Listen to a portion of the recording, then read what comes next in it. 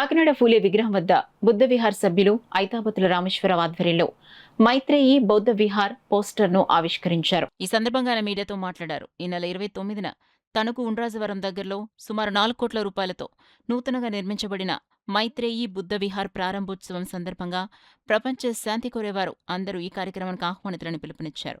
ఈ కార్యక్రమంలో ప్రజా సంఘాల నాయకులు పలవెల వీరబాబు, బేబీరాణి, చంద్రమల పద్మరాజు, వెంకట్రమణ తదితరులు పాల్గొన్నారు. మైత్రేయ బుద్ధ విహార్ ప్రారంభోత్సవం జరుగుతుంది. ఇది 4 కోట్ల రూపాయలతో నిర్మితమైంది. దీనికి పక్కాగా దాని ఫోటో చూసినట్లయితే ఇది బుద్ధగా కూడా ఒకేలాగా ఉంటాయి, ఒకే స్ట్రక్చర్. దీన్ని 4 కోట్ల రూపాయలతో నిర్మించడం జరిగింది. 3 సంవత్సరాల నుంచి కడుతున్నారు. ఈ 29కి ప్రారంభోత్సవం జరుగుతుంది. ఆ ప్రారంభోత్సవానికి 30 మంది విదేశాల నుంచి భిక్కులు వస్తారు. ఒక 20,000 మంది అన్నదాన సమర్పణలో పాల్గొంటారు.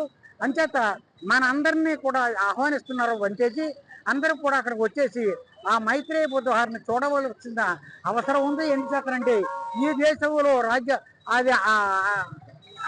పీడిత రాజ్యాంగ హక్కులు కూడా కోల్పోతున్నాం.